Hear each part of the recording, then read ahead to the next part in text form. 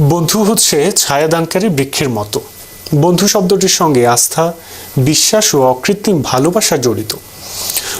বন্ধুত্ব নানাভাবে আমাদের জীবনকে প্রভাবিত করে।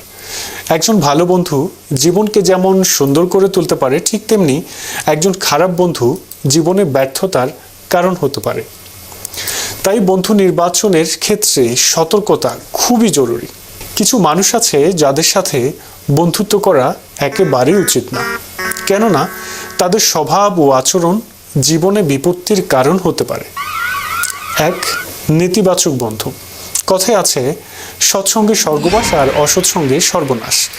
যদি ভালো বন্ধুর সঙ্গে থাকেন তবে তার ভালো গুণগুলো আপনার মাঝে সংক্রমিত হবে। ঠিক তেমনি যদি নেতিবাচক মানুষের সাথে সময় কাটান, তার নেতিবাচক মনোভাব আপনার মাঝে দেখা দিবে। বন্ধুটি যদি আপনাকে সারাক্ষণ বলে আপনি এই কাজটি পারবেন না, আপনাকে দ্বারা এই কাজটি হবে না, দেরি হওয়ার আগে তার সঙ্গ আজই ত্যাগ করুন। দুই, প্রতিযোগী বন্ধু। বন্ধুত্বের মাঝে কিছুটা প্রতিযোগী থাকতে পারে, এটি খারাপ কিছু নয়, তবে তা যদি অভ্যাসে পরিণত হয়ে যায় সেটি ক্ষতিকর। এই ধরনের বন্ধু সবসময় আপনার সাথে প্রতিযোগিতা করে থাকে। শুধু তাই নয়, আপনার সাফল্যে খুশি হওয়ার পরিবর্তে যে আপনাকে হিংসা করে থাকে। এই ধরনের বন্ধু থেকে সাবধান থাকবেন, যে কোনো সময় সে আপনার ক্ষতি করতে পারে। আর যখন বন্ধুত্ব প্রতিযোগিতামূলক হয় তখন সে বন্ধুত্ব না থাকাই ভালো, কারণ আপনার বন্ধু আপনার সম্পর্কে ভালো জানে। তাই সে যদি অসৎ হয় তবে তার দ্বারা ক্ষতি হওয়ার সম্ভাবনা অনেক বেশি থাকে, কারণ এরকম বন্ধু সবসময় সুযোগ সন্ধানী হবে এবং আপনার সফলতায়ও তারা হিংসাবোধ করবে। তিন হচ্ছে প্রতিশ্রুতি ভঙ্গকারী। আপনার বন্ধু আপনাকে জানালো তাকে বাসা থেকে অফিস পর্যন্ত পৌঁছে দিতে হবে।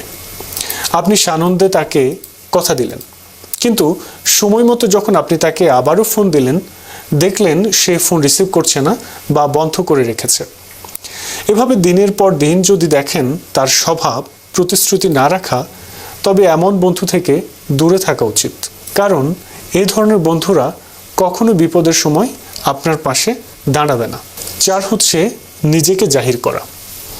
যারা সব সময় সব কিছুতে নিজেকে জাহির করে থাকে, এমন বন্ধুদের এড়িয়ে চলুন।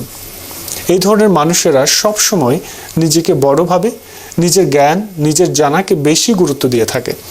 এই ধরনের মানুষেরা স্বার্থপর হয়ে থাকে, তাই এদের সঙ্গ ত্যাগ করাই ভালো।